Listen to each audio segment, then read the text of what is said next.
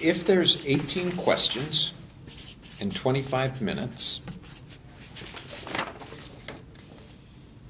if I give myself 1 minute for each question, how much will I have used up? 18 minutes. So then I'll have 7 minutes left over. And what happens is that maybe the first questions we can get through in like 30 seconds. Some of them, you just look at it and say, I can do that.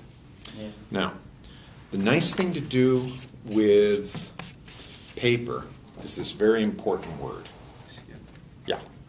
Because you're going to get through, and maybe it's the third or the fourth or the fifth question, you're going to say,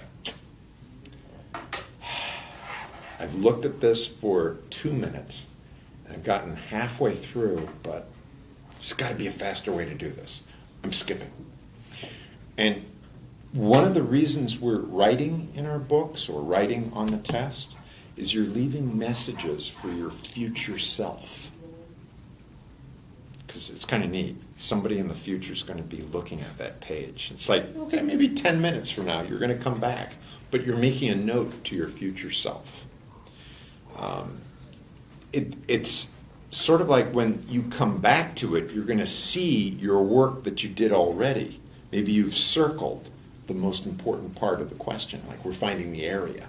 Circle that part. And then sometimes it just hits you. Oh! Because you gave yourself a chance. Because you decided you would skip.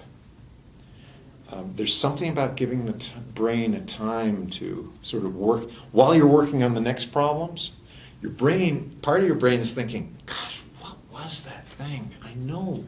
I can figure it out, right? I've seen that before. Okay. So that's one of the important things with the skipping.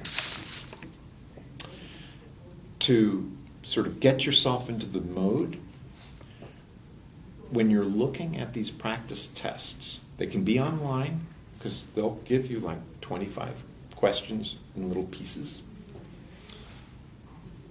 You want to be able to categorize and say, if you've got a paper book, you'll check it if you can do it in less than a minute. That's great. If you can do it, but you can't do it in less than a minute, what do you write? Yeah. Some people, they put like double plus because, for each minute they used, they'll put it. Sometimes I've seen some students put 3 pluses. It's like, man, I spent much too much time. Can you show me a quick way to get the answer? Right? And what do you suppose the big question mark means? That's right. I have no idea. Right. So these are the questions here that you're walking in next week. You put them right up on the board. You don't actually if you've got a different book, that's okay. Just say, I know it's on page 171 and it's the third problem.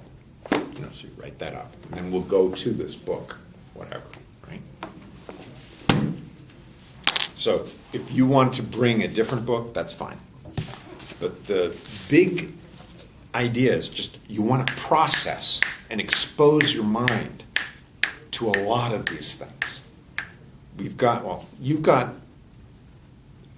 4 months, right? October.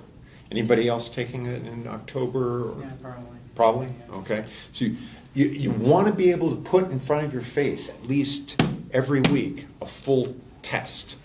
These fat books have 10 tests. Let's try to get through at least 5 of them over the next, at least 4 of them over the next 4 meetings, right? Good.